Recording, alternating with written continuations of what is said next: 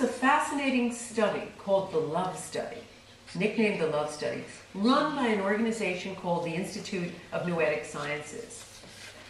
The scientists wanted to find out what happens to the body of a receiver when the partner sends loving intention. So what they did was gather together many couples, one of whose partner was suffering from cancer. And they put them both, they separated them, put them both in special rooms.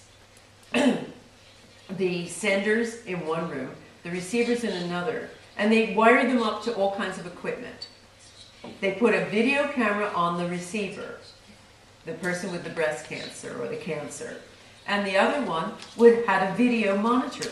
So every so often, his or her partner would flash up, and there would be the image of the partner, and that would be the signal for the sender to send loving intention. What they found was that any time that person sent intention, both parties, heart waves, brain waves, blood, the flow of blood to the extremities, that's called skin conductance, respiration, just about every bodily function, autonomic nervous system, all began operating in sync. It was like two bodies had become one. So we know now that when you send intention to someone, you, in a sense, are becoming entrained with them. It's like two pendulums that start out swinging like this, and when you send intention, they begin going like this. You, in a sense, become the other when you send intention. Now, doctors oftentimes laugh about the placebo effect, or they denigrate it. They say, oh, that was only a placebo. The placebo effect works 70% of the time. There's no drug that has been devised that is as good as the placebo effect. And of course, the placebo effect should make us understand that thought is a very powerful instructor to the body, more powerful than any chemical. It's probably the best medicine there is. Okay, what is intention? Exactly what is intention?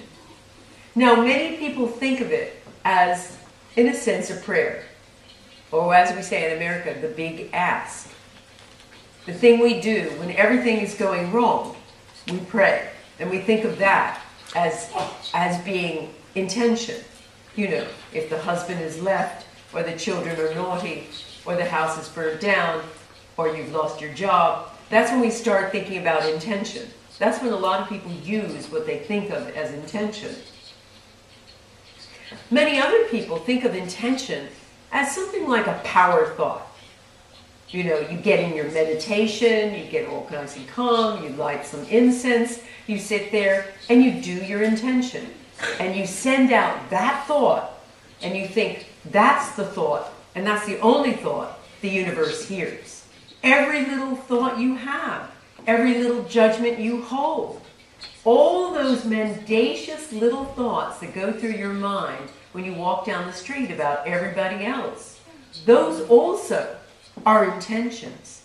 And together, collectively, they become your life's intention. We have a beaker of water sitting there in the University of Arizona. We have actually 2 beakers of water, but I've randomly chosen one of them for us to send intention to.